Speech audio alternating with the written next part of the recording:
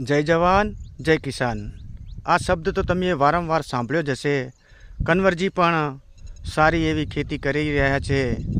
તો ખેડૂત મિત્રો, આપણે પણ સારા એવા વૃક્ષો વાવવા જોઈએ। તો હું આજે લઈને આવ્યો છું આ જામફળનું ઝાડ અને તેને વાવીને બતાવીશ। તો સર્વે કિસાન મિત્રોને વિનંતી કે તે વર્ષની અંદર એકાદ બે વૃક્ષો વાવે, જેના કારણે આપણે ઓક્સિજનની ખામી ના રહે અને સારા ફળ ફૂલ આવે એવી આશા રાખું।